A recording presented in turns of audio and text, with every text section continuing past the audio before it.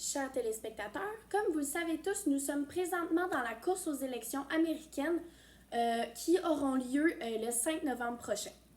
Kamala Harris, la démocrate de 59 ans qui affrontera le républicain Donald Trump lors du scrutin du 5 novembre, veut multiplier par 10 le crédit d'impôt à la création de petites entreprises en le portant de 5 000 à 50 000 selon un responsable de son équipe de campagne. Cela permettrait de couvrir le coût moyen de création d'une petite entreprise estimé aujourd'hui à 40 000 aux États-Unis, selon la même source. En cas de victoire à la présidentielle, elle se fixera pour objectif 25 millions de petites nouvelles entreprises créées en 4 ans. Elle détaillera cette proposition lors d'un déplacement mercredi dans le New Hampshire. La candidate démocrate avait dévoilé récemment un premier pas de son programme économique consacré au pouvoir d'achat des familles avec notamment un crédit d'impôt à la naissance et des mesures d'encadrement du prix des médicaments.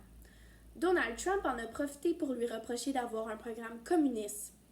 Sur sa plateforme Truth Social, ce dernier affirme que la camarade Kamala Harris voit bien qu'elle a des problèmes dans le New Hampshire parce que les démocrates ont manqué de respect à cet État.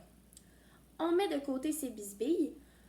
Le New Hampshire est généralement considéré comme une terre bleue, ce qui est la couleur des démocrates.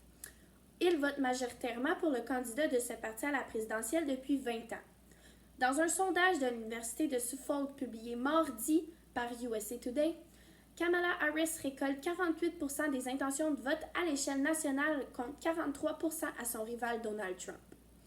L'enquête d'opinion note en particulier un changement spectaculaire de tendance chez les électeurs à petits revenus, qui font moins de 20 000 par an, avec 58% d'intention de vote pour la candidate démocrate contre 35% pour le républicain. Lors du précédent sondage du même type en juin, Joe Biden, qui était alors candidat, accusait un retard de 3 points sur Donald Trump auprès de cet électorat. Quant au candidat du Parti républicain Donald Trump, il a de nouveau plaidé non coupable jeudi dernier dans le cadre de poursuites fédérales pour tentative illicite d'inverser les résultats de l'élection 2020. Comme nous le savons tous, il avait déjà plaidé non coupable en août 2023 à la suite de l'acte d'accusation initial publié par le procureur spécial Jack Smith.